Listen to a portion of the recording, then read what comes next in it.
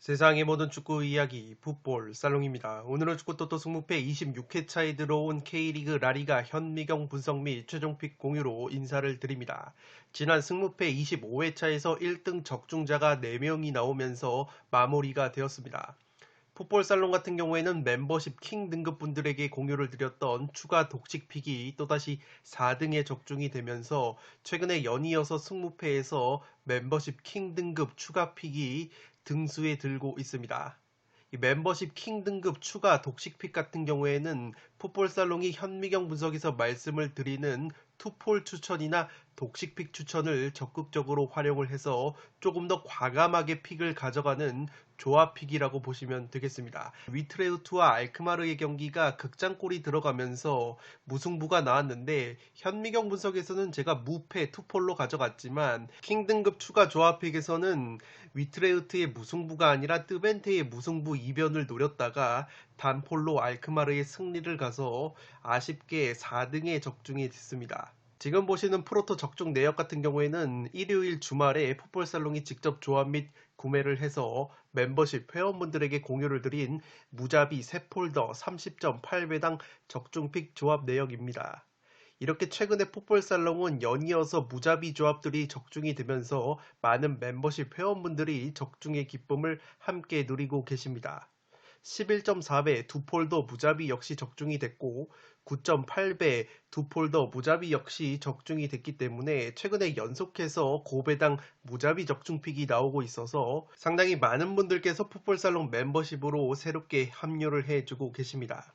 최근에 풋볼살롱이 프로토에서 무자비 3폴더로 재미를 꽤나 많이 보고 있습니다. 38.7배당이 33회차에서 나왔었고 이어서 연속으로 44.1배당이라는 고배당 무자비 4폴더 조합이 적중이 된 바 있습니다.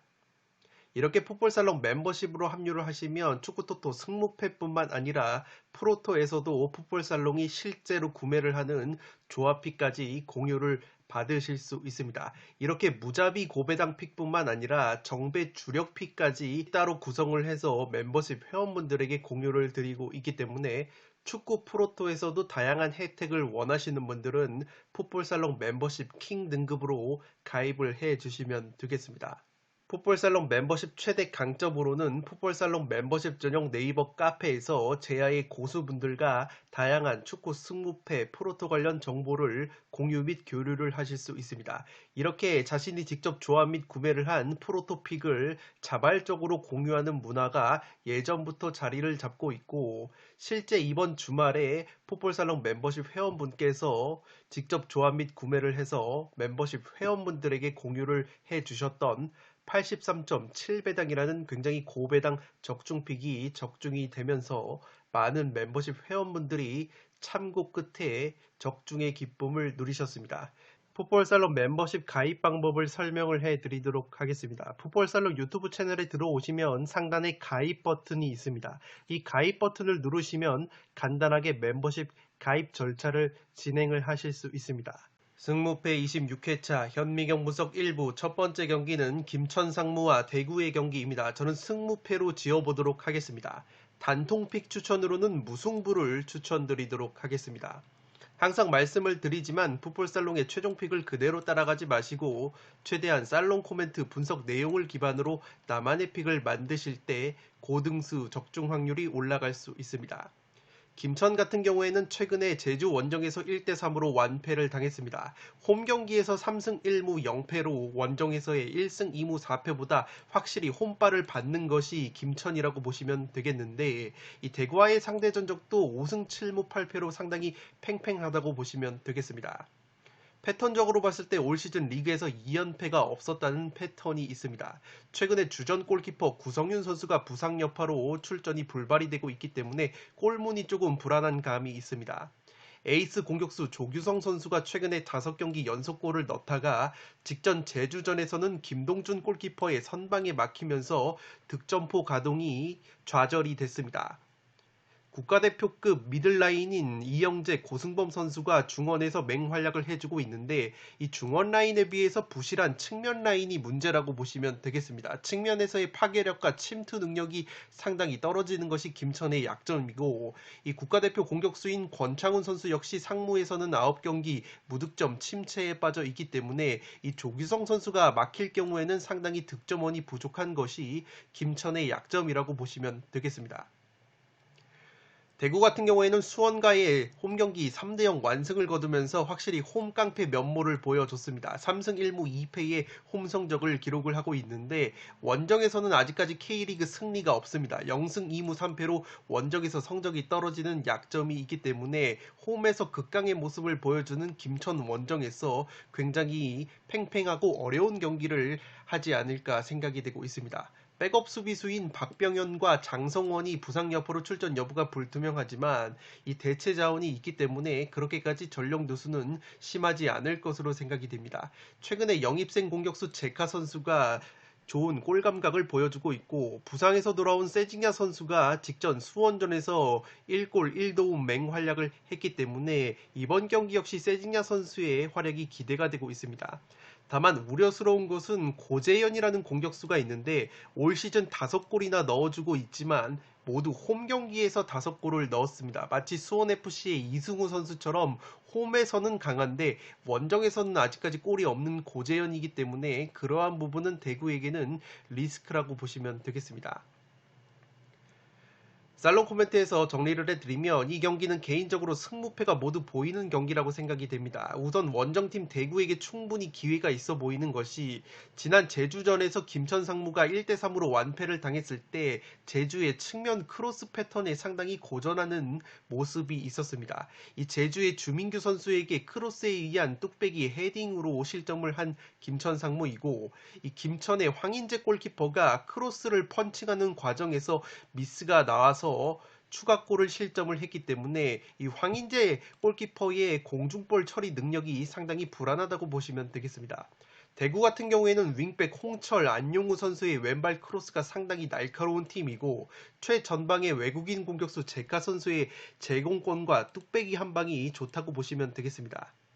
지금 보시는 통계 같은 경우에는 제가 K리그 데이터 포털에서 취합을 한 통계 자료인데 김천 상무가 올 시즌 공중볼 경합 수치가 상당히 낮다고 보시면 되겠습니다. 그에 반해서 대구 같은 경우에는 K리그에서 제공권과 공중볼 경합률이 상위권인 팀이기 때문에 충분히 이번에도 김천이 대구를 상대로 측면에서의 크로스 그리고 제공권 패턴에 굉장히 애를 먹을 수 있는 매치라고 생각이 됩니다.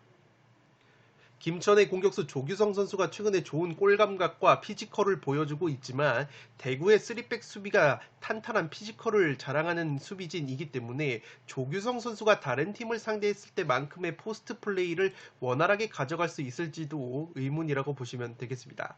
여기에 대구의 에이스 세징야 선수가 지난 경기 부상에서 돌아온 이후에 맹활약을 했기 때문에 세징야 선수를 앞세운 선수비 후 역습으로 대구가 재미를 볼 가능성이 높아 보입니다. 실제 대구 같은 경우에는 K리그 12개 구단 중에서 강원 다음으로 점유율이 낮은 팀이고 김천 같은 경우에는 점유율이 4위로 상위권인 팀이기 때문에 따라서 이번 경기 역시 대구가 상당히 익숙한 점유율을 상대에게 내주고 선수비 후 역습을 가져가는 구도를 그릴 가능성이 높아 보입니다. 다만 김천의 경우에는 올 시즌 홈에서 3승 1무 무패 극강의 홈 성적을 보여주고 있고 대구 같은 경우에는 앞서 말씀을 드렸듯이 고재현이라는 공격수가 홈구장에서만 득점포를 몰아넣고 있기 때문에 이번 김천 원정에서 침묵을 할 가능성도 있어 보입니다. 대구가 올 시즌 원정에서 승리가 없다는 점까지 고려를 한다면 김천의 승리도 배제할 수는 없는 경기라고 생각이 되기 때문에 이 경기는 승무패로 지우되 단통을 노려보실 분들은 팽팽한 무승부를 추천드리도록 하겠습니다. 두 번째 경기는 울산과 인천의 경기인데 울산의 단통 승리로 가보도록 하겠습니다. 폴더스에 여유가 있으신 분들은 무승부까지 가져가 보실 것을 추천드리도록 하겠습니다. 울산 같은 경우에는 강원 원정에서 3대1 역전승을 거두면서 K리그 선두를 질주를 하고 있습니다. 올 시즌 홈 경기에서 4승 1무 0패로 패배가 없는 것이 울산이고 득점도 1위, 실점도 최소 실점 1위를 달리면서 공수에 걸쳐서 상당히 안정적인 밸런스를 보여주고 있습니다. 다만 지난 4월달 인천 원정에서는 1대1 무승부에 그쳤던 울산이기 때문에 이번 경기 역시 덜미가 잡힌다면 무승부 정도로 충분히 덜미가 잡힐 가능성도 있어 보입니다. 수비수 김기희 선수가 시즌 초반에 부상을 당해서 이탈 중이고, 이 미드필더 김성준 같은 경우에는 퇴장 징계로 결정이 되지만 주전급 자원은 아니기 때문에 전력 누수가 그렇게까지 크지는 않을 것으로 생각이 됩니다. 영입생 공격수 레오나르도 선수와 엄원상 선수가 최근에 맹활약을 해주고 있는데, 특히 엄원상 선수가 직전 강원전에서 1골 2도움으로 역전승을 견인을 하면서 최근에 좋은 컨디션을 보여주고 있습니다. 특히 지난 4월 맞대결 인천전에서 엄원상 선수가 오른쪽 측면을 파괴를 하면서 인천을 상당히 곤욕스럽게 만들었기 때문에 충분히 이번에도 엄원상 선수가 활약을 할 가능성이 높아 보입니다. 인천 같은 경우에는 최근에 조금 주춤하는 모습이 있습니다. 5경기 1승 2무 2패의 흐름을 보여주고 있는데, 직전 전북과의 홈경기에서 0대1로 아쉽게 패배를 당한 바 있습니다. 이 전반전에 김도혁 선수가 헤딩으로 선제골을 넣었지만 오프사이드 반칙으로 취소가 된 것이 상당히 아쉬웠다고 보시면 되겠고, 경기 내용 자체는 전북과 비교해봤을 때 전혀 밀리지 않는 경기를 했기 때문에 확실히 인천이 올 시즌 좋은 경기력을 보여주고 있다고 보시면 되겠습니다. 원정 경기에서 3승 1무 0패로 아직까지 패배가 없는 인천이기 때문에 충분히 울산 원정에서도 저력을 보여줄 만한 매치라고 생각이 되고, 미드필더 김준엽 선수 외에는 이렇다 할 결정자가 없기 때문에 최상의 전력을 가동할 수 있는 인천이라고 보시면 되겠습니다. 지난 4월 울산 맞대결에서 1대1로 비겼을 때 이명주, 여름, 아길라르로 구성되는 인천의 중원 라인이 울산의 중원 라인을 상대로도 대등한 경기력을 보여줬기 때문에 이번에도 좋은 경기력을 보여줄 만한 매치라고 생각이 되는데, 최근에 리그 3경기에서 2무 1패로 승리가 없습니다.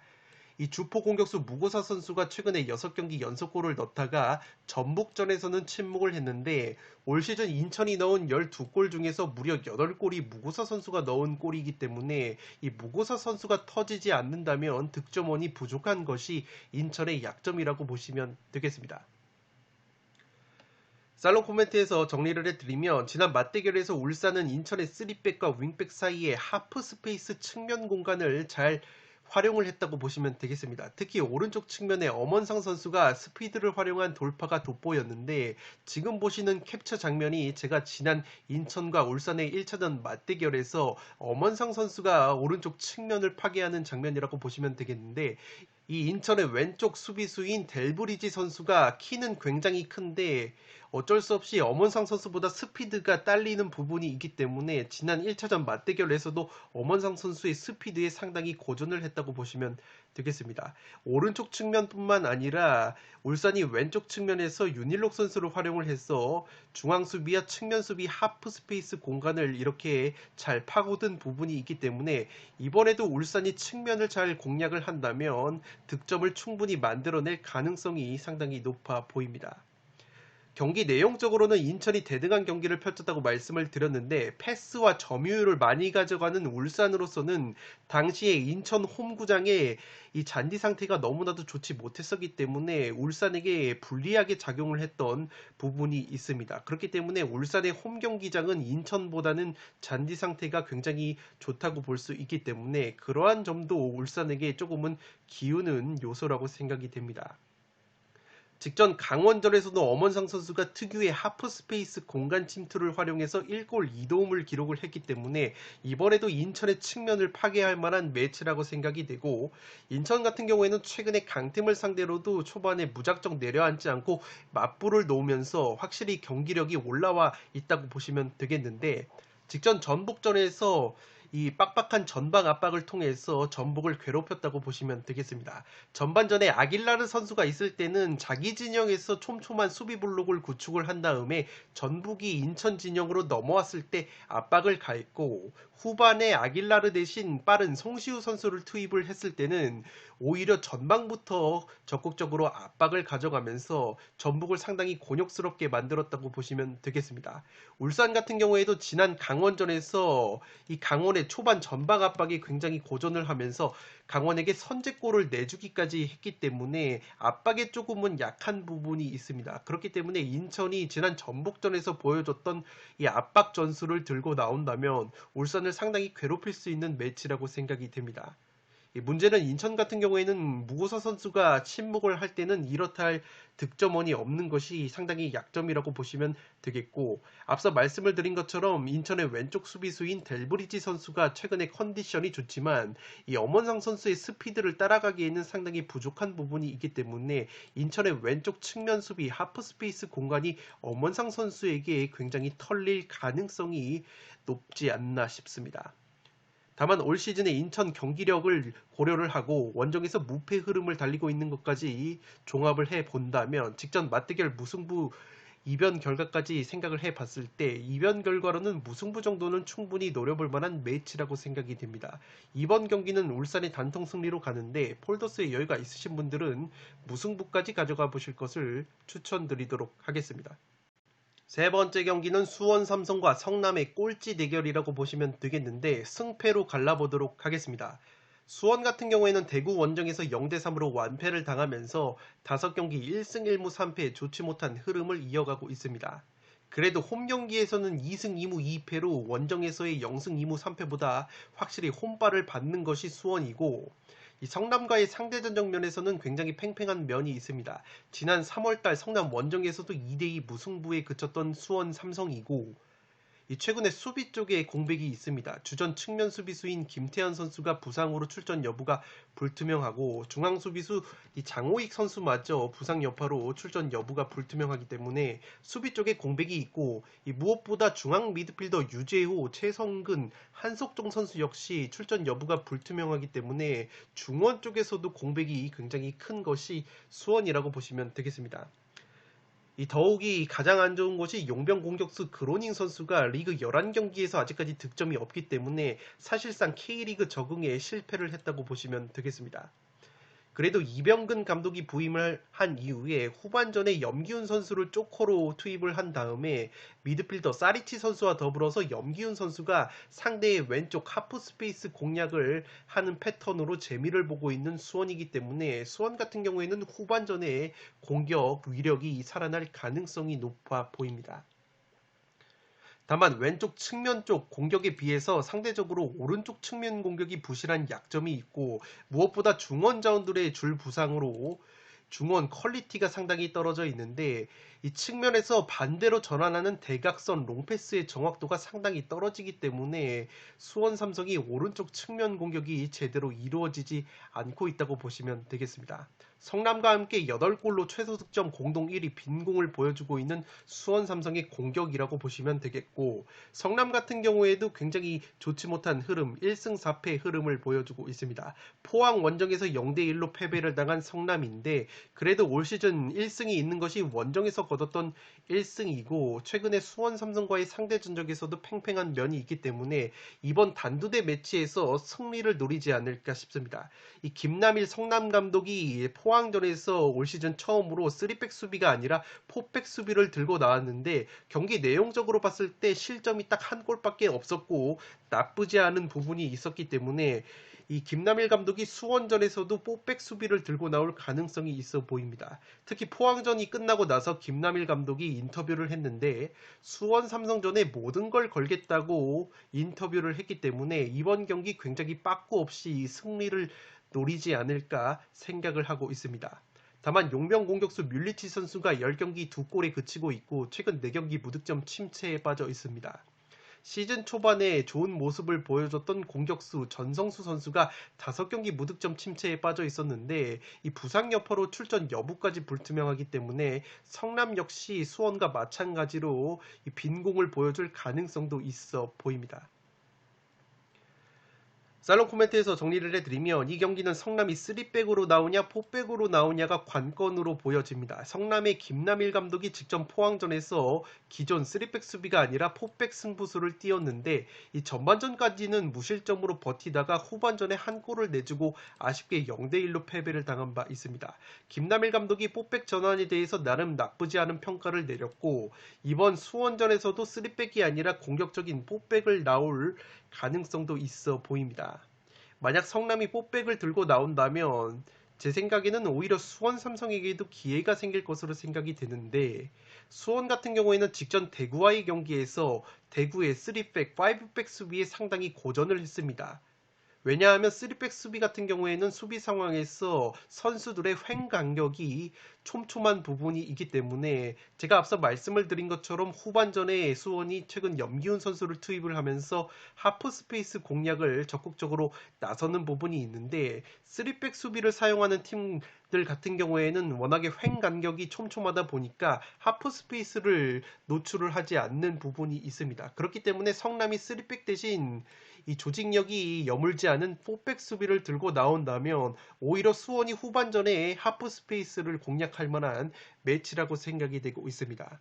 성남의 김남일 감독이 포항전 패배 이후에 수원전에서 모든 걸 걸겠다고 공언을 했기 때문에 성남 역시 이번에 무승부보다는 승점 3점 1승을 노릴 만한 매치라고 생각이 되고 있습니다.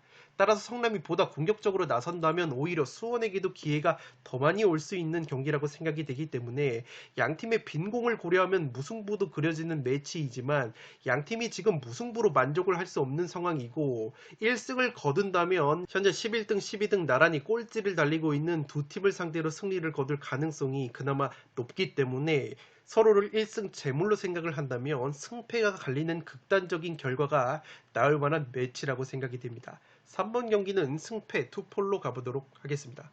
네 번째 경기는 수원FC와 제주의 경기인데 수원FC의 단통 패배로 가보도록 하겠습니다. 폴더스에 여유가 있으신 분들은 무승부까지는 가져갈 만한 매치라고 생각이 됩니다. 수원FC 같은 경우에는 직전 FC서울 원정에서 1대3으로 패배를 당하면서 최근에 1승 1무 3패 좋지 못한 흐름을 이어가고 있습니다. 그나마 홈에서 2승 1무 1패로 성적이 좋고 공격력도 상승하는 부분이 있기 때문에 충분히 수원이 홈에서 승점 사냥에 나설 만한 매치라고 생각이 되고 있습니다. 제주와의 상대 전적을 보시면 4승 3무 4패로 굉장히 팽팽한 면이 있고 지난 3월 제주 원정에서도 0대0 무승부를 거뒀던 수원FC라고 보시면 되겠습니다. 베테랑 미드필더 박주호 선수가 퇴장 징계로 결장하는 것이 중원 쪽에서 전력 누수라고 보여집니다. 플레이메이커 무릴로 선수가 부상으로 굉장히 오랜 기간 빠져 있고 주전 수비수 잭슨 선수마저 부상 여파로 출전 여부가 불투명하기 때문에 공수에 걸쳐서 전력 누수가 있는 것이 수원FC라고 보시면 되겠습니다. 그래도 믿을 수 있는 것은 공격수 이승우 선수가 올 시즌 홈 경기에서만큼은 전 경기에서 득점을 하고 있습니다. 무려 홈에서 4골을 넣어주고 있는 이승우 선수이기 때문에 홈 팬들의 열렬한 응원이 있다면 이승우 선수가 활약을 할 가능성이 높아 보이고 외국인 공격수 라스 선수 같은 경우에는 부상 이후의 컨디션이 확실히 떨어져 있기 때문에 최근에 나쁘지 않은 골 감각을 보여주고 있는 김현, 이승우, 김승준 선수가 공격에서 해줘야 되지 않을까 싶습니다. 수원FC가 고전하고 있는 것이 올 시즌 실점이 상당히 많습니다. 실점이 20골로 최다 실점 2위를 달리고 있으면서 수비가 상당히 불안한 수원FC인데 홈에서는 득점이 늘어나지만 마찬가지로 실점이 11골로 늘어나는 약점이 있다고 보시면 되겠습니다. 제주 같은 경우에는 김천 상무와의 홈경기에서 3대1 깔끔한 승리를 거두면서 5경기 2승 2무 1패 정상 궤도로 돌아오고 있습니다. 원정에서 3승 1무 0패 무패를 달리면서 오히려 원정에서 더 좋은 성적을 보여주고 있는 제주이고 주전급 부상 자원이 없기 때문에 최상의 전력을 가동할 수 있는 제주라고 보시면 되겠습니다. 주포 공격수 주민규 선수가 김천 상무전에서 3골 해트트릭 맹활약을 했기 때문에 주민규 선수의 0점이 잡힌 것도 제주 쪽으로 기우는 요소라고 생각이 되고 외국인 용병 측면 자원인 제르스와 링 선수가 준수한 활약을 보여주면서 토종 윙백 정우재 안현범이 측면에서 여전히 건재한 모습을 보여주고 있기 때문에 측면 공격이 상당히 강력하다고 보시면 되겠습니다. 여기에 베테랑 중원 자원인 이창민과 최영준 선수가 좋은 모습을 보여주고 있기 때문에 중원 역시 탄탄하다고 보시면 되겠고, 무엇보다 김동준 골키퍼를 축으로 한 3백 수비가 최소 실점 4위를 달리면서 준수한 수비력을 보여주고 있기 때문에 공수에 걸쳐서 밸런스가 상당히 안정적인 것이 제주의 최대 강점이라고 보시면 되겠습니다. 다만 패턴적으로 올 시즌 리그에서 아직까지 3연승이 없었기 때문에 패턴적으로는 한번 부러질 수도 있는 타이밍이지 않나 싶습니다. 살롱 코멘트에서 정리를 해드리면, 직전 서울전에서 서울의 측면 돌파와 크로스, 세트피스로만 3골을 실점한 수원이라고 보시면 되겠습니다. 제주의 경우에는 올 시즌 외국인 측면 자원과 윙백 정우재, 안현범 선수가 여전히 건재하기 때문에 측면 공격이 강하다고 보시면 되겠고, 여기에 주포 주민규 선수가 상무전에서 해트트릭을 기록을 하면서 지난 시즌의 골 감각을 되찾았기 때문에 올 시즌 수비력이 흔들리는 수원이 상당히 고전할 수 있는 매치라고 생각이 됩니다. 이 중원 싸움에서도 현재 이영재 선수가 상무에 입대하고 무릴러 선수가 부상으로 빠진 가운데 베테랑 미드필더 박주호까지 퇴장 징계로 나서지 못하는 수원이기 때문에 제주의 베테랑 중원 조합인 이창민, 최영준에게 상당히 경기를 장악당할 가능성도 있어 보입니다. 다만 상성적으로 수원FC가 2부 리그 시절부터 제주를 상대로 나쁘지 않은 상대 전적이 있고, 수원의 이승우 선수가 홈 경기에서 전 경기 득점을 하는 등 홈에서 확실히 공격적으로 강한 모습을 보이는 것도 수원FC의 무승부 정도는 충분히 노릴 수 있는 매치라고 생각이 됩니다. 이 점유율 면에서 제주가 올 시즌 K리그 5위이고 수원FC가 10위를 달리고 있는데, 제주가 점유를 하면서 경기를 주도하는 상황에서 수원이 최근에 이승우, 김승준 빠른 측면 자원들을 활용한 선수비 후 역습 전술이 날카롭기 때문에 역습으로도 재미를 볼 수 있는 수원FC라고 보여집니다. 제주 역시 원정에서 올 시즌 성적이 더 좋기 때문에 기본적으로 제주가 측면과 중원에서의 우위를 바탕으로 승리를 가져가거나, 수원이 제주와의 상대 전적에서 밀리지 않는 상성, 그리고 이승우 선수의 홈발 등을 고려하면 무승부 정도는 충분히 노릴 만한 매치라고 생각이 됩니다. 4번 경기는 수원FC의 단통 패배로 가는데, 폴더스에 여유가 있으신 분들은 무승부까지 가져가 보실 것을 추천드리도록 하겠습니다.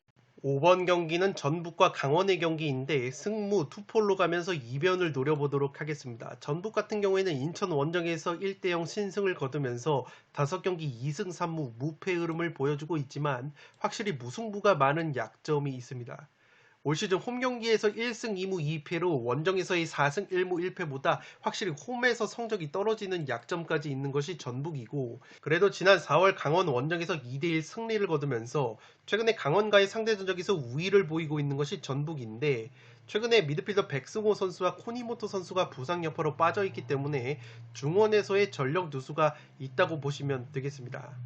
최근에 2경기 연속 코너킥 세트피스로 득점을 하고 있는데, 그 말인즉슨 오픈플레이 지공 상황에서는 여전히 아쉬운 공격력이 있다고 보시면 되겠습니다. 특히 상대의 하프스페이스 측면 공간을 침투하는 움직임이 상당히 부족하기 때문에 공격수 구스타보 선수의 뚝배기에 의존을 하는 단조로운 패턴이 여전히 계속이 되고 있다고 보시면 되겠습니다. 일류체콘 선수가 9경기 2골, 구스타보 선수가 10경기 3골로 조금은 기대에 미치지 못하는 공격력을 보여주고 있는 것이 전북의 공격이라고 보시면 되겠습니다.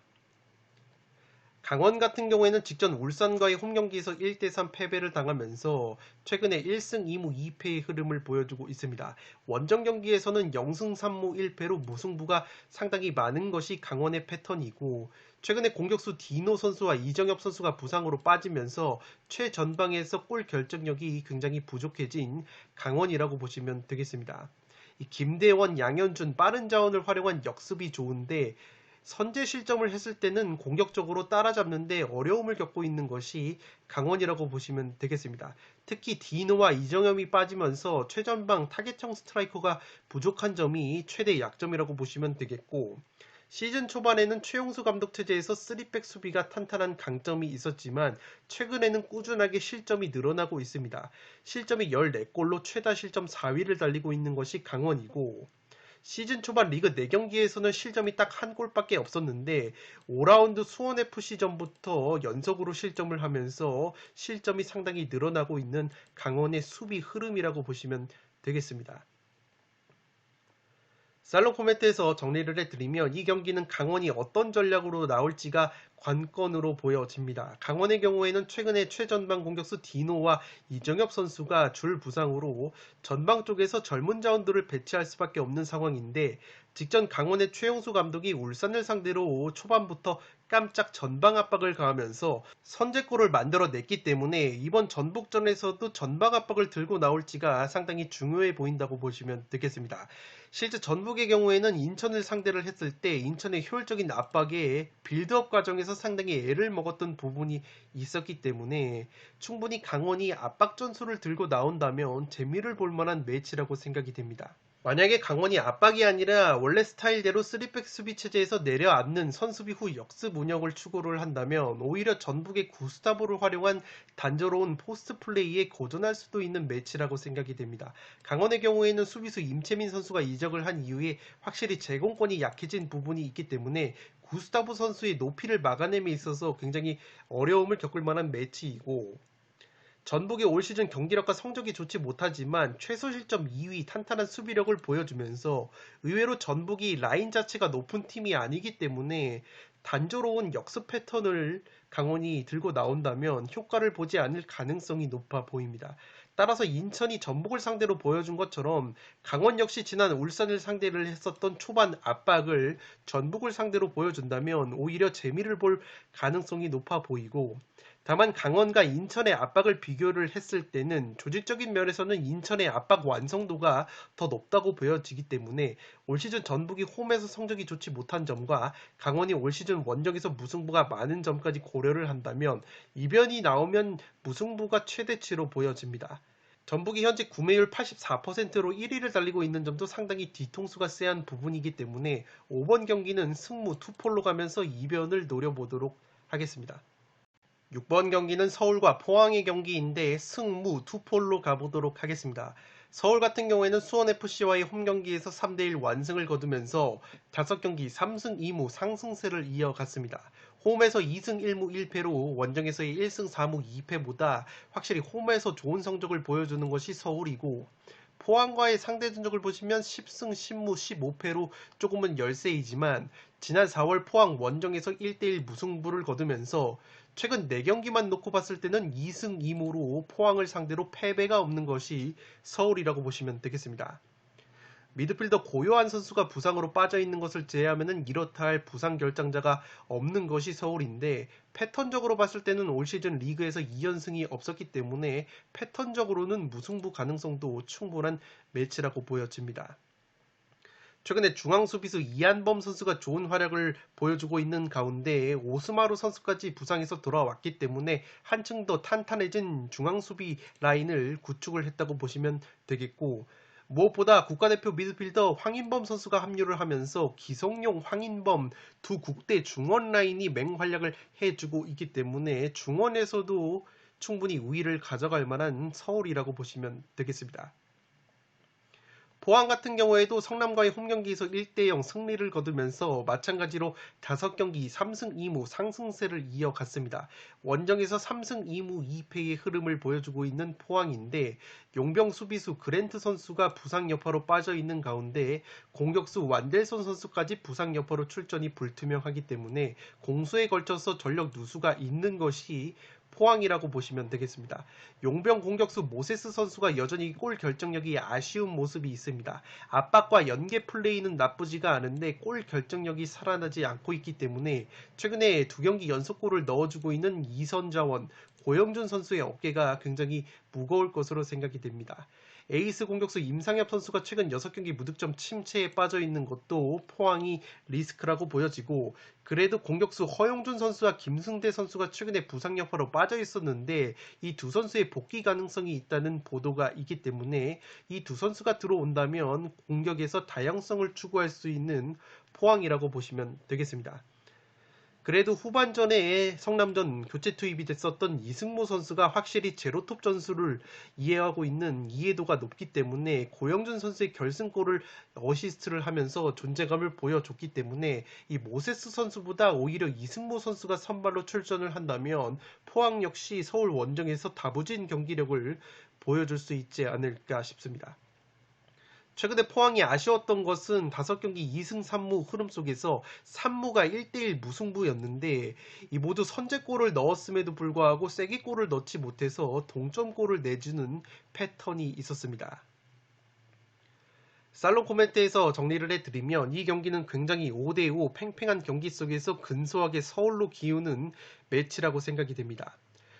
먼저 포항의 경우에는 최근에 무승부가 많은 흐름이었는데 모두 선제골을 넣고 후반에 쐐기골을 넣지 못해서 동점골을 내주는 흐름이 많았습니다. 실제로 최근 3무가 모두 1대1 무승부였는데 모두 포항이 선제골을 넣은 경기였다고 보시면 되겠습니다. 서울 또한 경기력은 좋은데 무승부가 상당히 많은 흐름이 있습니다. 실제 서울이 K리그 올 시즌 5번의 무승부로 최다 무자비 1위를 달리고 있고 포항이 3무로 무자비 2위를 달리고 있기 때문에 앞선 맞대결 역시 팽팽한 1대1 무승부가 나왔다는 점에서 이번에도 팽팽한 무승부를 배제하기에는 어려워 보이는 매치라고 생각이 됩니다. 다만 제가 서울의 승리까지 가져가는 이유는 서울이 황인범 선수가 합류를 하면서 확실히 중원에서의 공격 전개와 세트피스 상황에서의 한층 더 위협적인 전술이 가능해진 부분이 있고 여기에 포항 같은 경우에는 외국인 수비수 그랜트 선수가 빠지면서 제공권에 문제가 생기고 있습니다. 서울이 세트피스 상황에서 오스마르, 이한범, 장신 수비수들의 제공권을 활용을 해서 재미를 볼 가능성이 있고 오픈플레이 상황에서는 전방에 박동진이나 김신진 같은 젊은 공격자원들의 뚝배기가 나쁘지 않기 때문에 충분히 그랜트 선수가 나오지 못한다면 제공권에서도 서울이 웃을 만한 매치라고 생각이 되고 있습니다. 물론 포항 역시 2선 공격자원 고영준 선수가 2경기 연속골로 컨디션이 좋고 측면의 임상혁 같은 경우에는 최근에 골 감각이 떨어져 있지만 지난 시즌 서울을 상대로 좋은 기억이 많았다는 점이 있기 때문에 허용준과 김승대까지 부상해서 돌아온다면 포항 역시 쉽게 패할 것 같지 않은 매치라고 생각이 됩니다. 서울이 아닉스 감독 체제에서 압박의 강도가 높지만 포항 역시 김기동 감독 체제에서 압박이 상당히 강한 팀이고 포항 같은 경우에는 정재희 같은 빠른 자원을 보유를 하고 있기 때문에 서울이 무리해서 압박을 라인을 올려서 가할 경우에는 정재희 같은 빠른 자원들에게 수비 뒷공간이 공략당할 가능성도 있어 보입니다. 최근에 서울의 골키퍼 양한빈 선수가 상대 공격수들의 압박에 패스미스를 범하는 장면이 2차례 정도 있었기 때문에 포항의 압박이 통할 만한 매치라고 생각이 되고 반대로 포항 역시 최근에 그랜트가 빠진 자리를 측면 수비수 박승욱 선수가 중앙 수비로 들어가서 메워주고 있는데 이 박승욱 선수 역시 빌드업 과정에서 패스미스를 범하는 장면이 몇 장면 있었기 때문에 양팀의 전방 압박이 상당히 무기가 될 만한 매치라고 생각이 됩니다. 서울이 제공권과 중원에서의 근소한 우위, 홈발을 바탕으로 근소한 승리를 거두거나 아주 팽팽한 무승부 구미가 당기는 매치라고 생각이 됩니다. 6번 경기는 승무 투폴로 가보도록 하겠습니다. 1부 마지막 경기는 7번 경기로 들어온 빌바오와 오사수나의 경기입니다. 저는 빌바오의 단통 승리로 가보도록 하겠습니다. 폴더스에 여유가 있으신 분들은 무승부까지 노려볼 수 있는 매치라고 생각이 됩니다. 빌바오 같은 경우에는 그라나다 원정에서 0대1로 패배를 당하면서 최근에 2승 1무 2패 기복이 있는 흐름을 보여주고 있습니다. 그래도 홈에서는 9승 4무 5패로 원정에서의 4승 9무 5패보다 무승부가 확연히 줄어들면서 좋은 경기력을 보여주는 것이 빌바오고 무엇보다 득점력이 13골이나 증가가 되는 강점이 있습니다. 오사수나와의 상대전적 면에서도 지난 1월 오사수나 원정에서 3대1 완승을 거둔 바 있습니다. 라리가에서 무승부가 3번째로 많은 것이 빌바오이고 이 수비형 미드필더 베스가 선수가 퇴장 징계로 결정이 되면서 중앙 수비수 알바레즈, 오른쪽 풀백 데 마르코스, 공격수 산세트까지 빠지기 때문에 공수에 걸쳐서 전력 누수가 있는 것이 빌바오라고 보시면 되겠습니다. 지난 오사수나와의 1차전 맞대결에서 3대1 완승을 거뒀다고 말씀을 드렸는데 당시에 3골 해트트릭을 기록을 했었던 공격수 산세트 선수가 최근에 부상으로 빠져있기 때문에 그러한 점은 빌바오로서는 리스크라고 보여지고 최근에 리그 2경기에서 무득점 침체에 빠져있는 공격력이기 때문에 충분히 빈공을 보여줄 수도 있는 리스크가 있지 않나 싶습니다. 무니아인, 이냐키 윌리엄스, 라울 가르시아 선수가 2경기, 3경기째 득점이 없는 것도 빌바오의 공격력이 아쉬운 부분이라고 할 수 있겠고, 리그 2경기가 남은 상황에서 8위를 달리고 있는데 맞대결을 펼치는 오사수나에게 승점이 5점을 앞서 있기 때문에 순위 추월에 대한 위협은 별로 없다고 보시면 되겠습니다. 물론 이번에 오사수나에게 패배를 당할 경우에는 경우에 따라서 오사수나에게 8위를 내줄 수도 있는 빌바오라는 점에서 승점 획득에 대한 동기부여는 충분히 있다고 보여집니다. 오사수나 같은 경우에는 최근에 무자비 면모를 보여주고 있습니다. 3연속 무승부에 그치고 있고 헤타페와의 홈경기에서도 1대1 무승부를 거뒀습니다. 홈과 원정에서 기복이 없는 성적을 보여주는 것이 오사수나이고 주전급 부상 자원이 없기 때문에 전력 누수 면에서는 오사수나가 충분히 해볼 만한 매치라고 생각이 됩니다. 최근에 장신 공격수 부디미르 선수가 7경기 5골을 넣어주고 있기 때문에 이 부디미르 선수의 골 결정력이 빛을 발할 가능성이 높아 보이고 최근에 3연속 무승부를 거두고 있다고 말씀을 드렸는데 패턴적으로 봤을 때는 4연무가 없었기 때문에 한번 무승부가 안 나올 타이밍이라고 보여집니다. 10위 발렌시아에는 승점 3점 차로 앞서 있기 때문에 오사수나 역시 순위 유지를 위해서는 승점 획득에 대한 동기부여가 어느 정도 있다고 보시면 되겠습니다. 살롱 코멘트에서 정리를 해드리면 양팀 모두 전방 압박을 의외로 적극적으로 가져가는 팀이라고 보시면 되겠습니다. 지금 보시는 통계는 역습 실점을 나타낸 통계인데 오사수나가 발렌시아와 더불어서 라리가에서 가장 많은 역습 실점이 있다고 보시면 되겠습니다. 그만큼 오사수나가 전방 압박을 빡세게 가하는 팀 중에 하나인데 반대급부로 수비 뒷공간을 노출하면서 역습에 취약한 부분이 있습니다. 다만 빌바오의 경우에는 빠른 역습 공격이 강한 팀이 아니기 때문에 그러한 부분은 오사수나에게 웃어주는 요소라고 생각이 되고 있습니다. 최전방 골 결정력 면에서 최근 빌바오가 핵심 공격전들의 골 감각이 무뎌져 있는 반면에 오사수나는 그래도 부니미르라는 공격수가 확실하게 한 방을 보여주고 있기 때문에 골 결정력 면에서도 오사수나가 밀리지 않을 것 같은 매치라고 생각이 됩니다. 양팀 모두 무승부가 적지 않은 팀이기 때문에 비교적 비슷한 팀 컬러, 최근의 흐름까지 고려를 한다면 무승부 구미도 당기지만 현재 오사수나가 3연속 무승부 중이고 패턴적으로 올 시즌 4연무가 없었다는 패턴까지 고려를 했을 때 홈에서 득점력이 2배가량 증가하는 그래도 빌바오의 홈바를 믿을 만한 매치라고 생각이 됩니다. 특히 오사수나 같은 경우에는 라리가에서 알라베스 다음으로 제공권이 좋은 팀이지만 세트피스 수비가 의외로 상당히 좋지가 못합니다. 반면에 빌바오 같은 경우에는 세트피스 득점력과 수비력이 라리가에서 상위권을 달리는 팀이기 때문에 빌바오가 세트피스로도 재미를 볼 가능성이 있어 보입니다. 양팀 딱히 결과에 대한 동기부여는 없지만 현재 8위, 9위로 나란히 직접 순위 경쟁을 하는 입장에서 본다면 팽팽한 경기력이 나올 만한 매치라고 생각이 됩니다. 7번 경기는 빌바오의 단통 승리로 갔는데 폴더스의 여유가 있으신 분들은 무승부까지 노려보실 것을 추천드리도록 하겠습니다. 네, 이것으로 승무패 26회차 현미경 분석 1부를 모두 마치도록 하겠습니다. 저는 연이어서 2부를 촬영을 해서 구독자 여러분들의 흐름이 끊기지 않도록 업로드를 해드리겠습니다. 영상이 도움이 되신 분들은 좋아요와 구독 버튼을 눌러주시면 풋볼살롱 채널에 크나큰 힘이 됩니다. 구독 버튼 옆에 종 모양의 알림 설정을 해주시면 그 누구보다 빠르게 양질의 축구 승무패 프로토 관련 분석 콘텐츠를 만나보실 수 있습니다. 지금까지 풋볼 살롱이었습니다. 감사합니다.